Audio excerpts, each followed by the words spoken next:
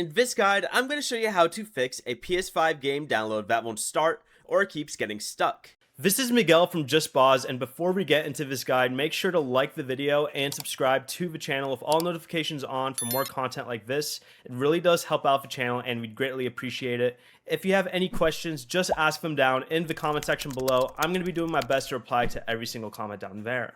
First, press the PlayStation button and open the Downloads and Uploads button right here.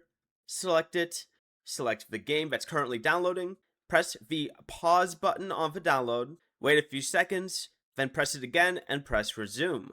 If that doesn't work, you can select the download again and choose cancel and delete. And once you do that, go all the way over to your game library, go to your collection, find the game that you were trying to download, select it, and start the download again. The next thing you can try is going over to the system settings, going to network, then press view service status. Make sure that PlayStation services are all currently working.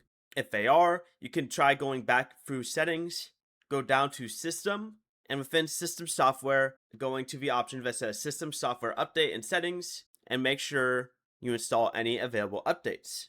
You should also check your system storage, going into console storage, and make sure you have enough free space for the game.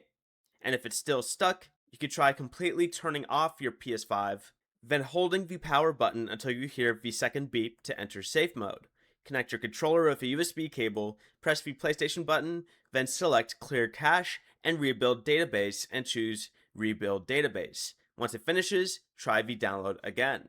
Before you leave, remember to like the video and subscribe to the channel with all notifications on for more content like this. It really does help out the channel and we'd greatly appreciate it. And if you did have any questions, just ask them down in the comment section below. I'm going to be doing my best to reply to every single comment down there. Peace.